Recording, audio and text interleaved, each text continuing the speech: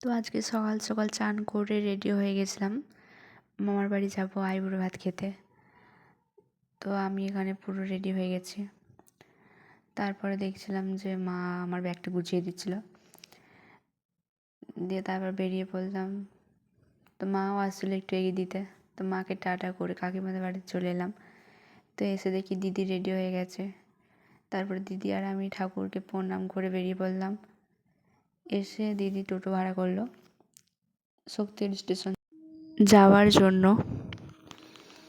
তো এখানে আমরা টোটোতে উঠে পড়েছিলাম। তারপরে দিদি আর আমি গল্প করছিলাম দুজনে মিলে।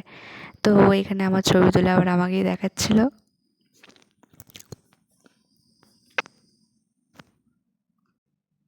তো এখানে দিদি টিকিট কেটে নিয়েছিল। তো প্ল্যাটফর্মে এসে দেখি কাঞ্চনজঙ্ঘা এক্সপ্রেস পাস করলো।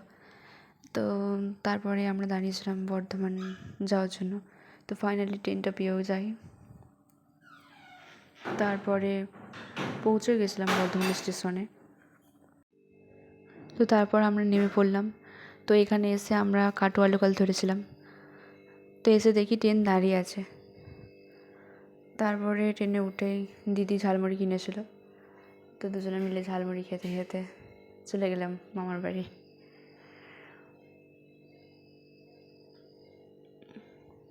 তো জায়গাটা খুব সুন্দর। এটা ছিল শ্রীখণ্ড।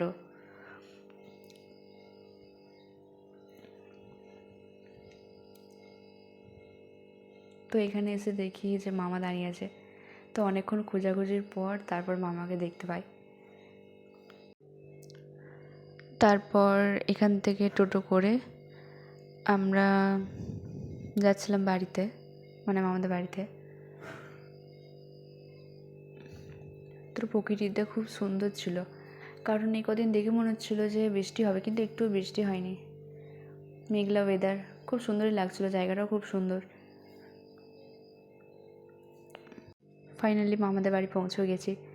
তো এখানে এসে দেখি মামি অনেক কিছু রান্না করেছিল। তো খেতেও দিয়ে দিয়েছিলো আমাদের দুজনকে।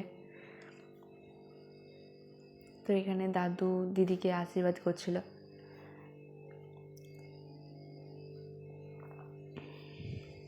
আশীর্বাদী পর্ব শেষ, এবার দিদিকে খেতে দিয়ে দিয়েছিল।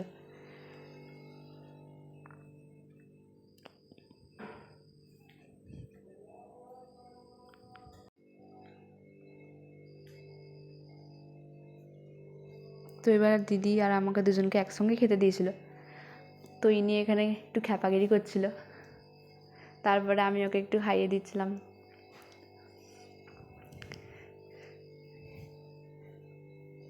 তারপরে বিকেল হয়ে যায়। তো এবার আমাদেরকে ফিরতে হবে। তো এখানে মামি একটু এগিয়ে দিতে এলো। তারপর দিদি আর আমি দুজনে একসঙ্গে বাড়ি চলে এলাম। তখন বাজছিল প্রায় 3:51। তারপর বর্ধমানে পৌঁছে তখন 5:30। তারপর ট্রেন ধরে আমরা চলে এসেছি শক্তিগড়। ফাইনালি শক্তিগড় পৌঁছে গেছি। তো এখান থেকে টোটো করে বাড়িও পৌঁছে